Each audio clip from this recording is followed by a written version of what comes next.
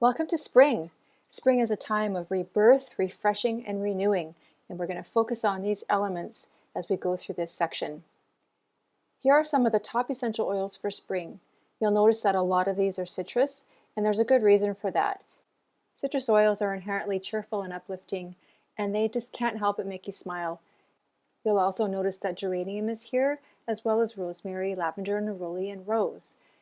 These are all favorites, and we're going to take note of these as we continue on in the chapter here.